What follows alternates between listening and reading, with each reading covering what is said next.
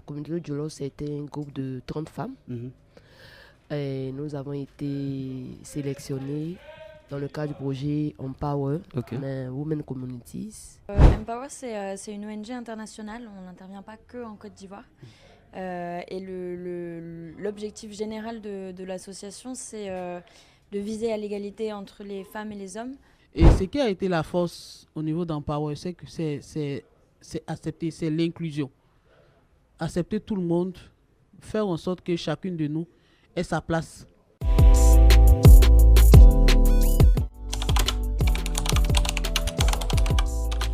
La communauté de Djolo, c'était un groupe de 30 femmes. Et nous avons été sélectionnés dans le cadre du projet Empower, Women Communities. Il y a eu des soumissions, donc on était plusieurs et on a été choisis. On a eu des bootcamps ensemble et c'est pendant les bootcamps on a décidé de se donner un nom et à l'unanimité il y avait 3 propositions et on a voté Djolo. Djolo qui veut dire chance, qui veut dire bénédiction. En BT, comme nous sommes dans la région du Haut-Sassandra et Daloa qui est la capitale de la région, donc vraiment à l'unanimité on a voté. Donc ces 30 femmes-là ont travaillé ensemble, plusieurs différentes activités et il faut vraiment au fur et à mesure avoir des sélections. Donc on a été noté sur certains principes.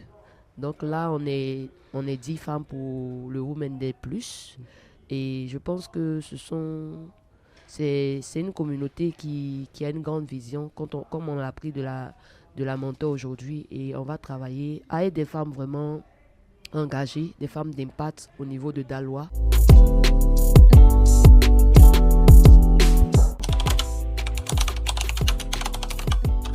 Empower, c'est une ONG internationale, on n'intervient pas que en Côte d'Ivoire.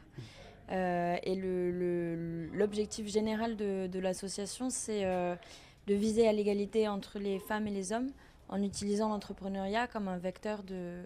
On parle d'empouvoirment, mais c'est-à-dire de faire en sorte que les femmes aient accès à toutes les ressources nécessaires pour que leur vraie valeur soit mise au jour, on va dire. Et donc le projet en question, bon, comme vous l'avez dit, il intervient dans plusieurs villes en Côte d'Ivoire et notamment à Daloa. Et l'idée, c'est de partir des communautés de femmes, des femmes qui sont ensemble, qui vont entreprendre sur des projets différents, mais qui vont partager en fait des expériences, des bonnes pratiques, des difficultés pour se mettre ensemble et arriver à aller plus loin. Comme on dit... tout seul on va plus vite, mais ensemble on va plus loin. Donc je crois que c'est un peu l'idée générale du projet.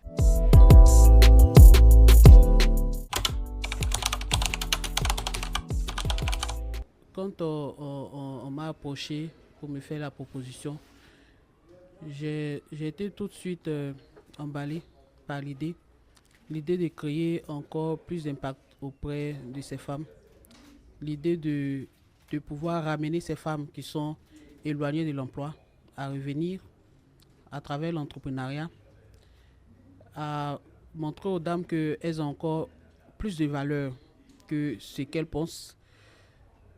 Donc c'était pour moi quelque chose de naturel, de pouvoir contribuer à la construction de cet écosystème entrepreneurial au niveau de Daloa. Je n'ai pas perçu ça comme je dirais, un cadeau. Je l'ai vu plutôt comme venir contribuer à aider ces femmes-là, venir travailler auprès de cette organisation qui fait beaucoup, surtout au niveau de Daloa.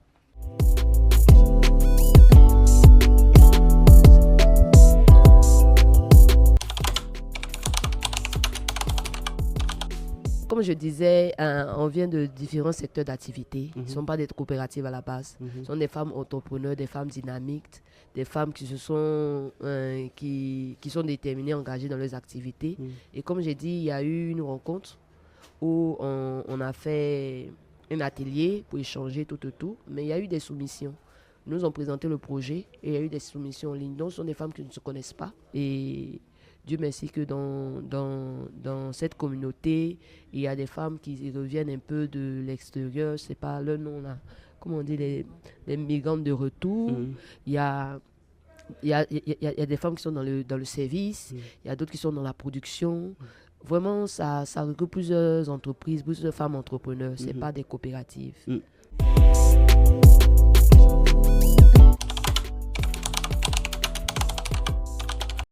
Souvent, on reçoit énormément de candidatures. Les femmes sont souvent très intéressées par les programmes. Les critères qui prévalent, c'est généralement la motivation d'abord des femmes. Ici, on a des femmes très très motivées et qui sont généralement contentes d'être là et qui suivent jusqu'au bout. Et puis ensuite, l'impact que va avoir le projet. Alors là, on vient d'avoir une séance de mentorat et quelque chose qui est très ressorti, qui est beaucoup ressorti, c'est le fait de vouloir aider les autres ou que son entreprise ait un impact au-delà de l'entrepreneur elle-même. Qu'elle puisse employer d'autres personnes, que son service puisse servir à d'autres personnes. C'est vraiment quelque chose qu'on va regarder dans la sélection. Faire en sorte que l'impact soit un peu démultiplié, on va dire.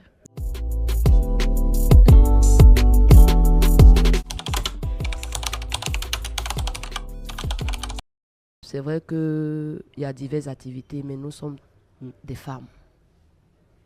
Et les femmes ont quelque chose en commun, qui est l'esprit d'équipe, qui est l'anticipation, qui est famille. Donc même si nous sommes différentes femmes, le fait d'avoir ces valeurs-là en nous font que c'est pas compliqué entre nous. Donc quand on se rencontre, on sait pourquoi on vient, on sait ce qu'on veut et on sait que nous sommes des femmes. Il nous faut vraiment travailler dur pour pouvoir nous imposer. On ne va pas venir se faire la guerre, on ne va pas venir s'entretuer, on vient pour apprendre, on vient pour la connaissance. Et je pense que c'est ce que nous avons appris depuis le début. Quand tu viens dans l'idée d'apprendre, tu ne cherches pas à être dans la concurrence, dans tout ce qui est compétitivité illégale, tout ça. Tu cherches à commencer bas et à remonter.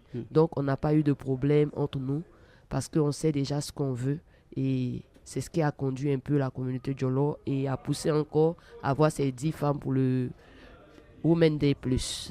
Donc, on est passionné, on est engagé, on est motivé et comme j'ai dit, on sait ce qu'on veut, la vision est très claire.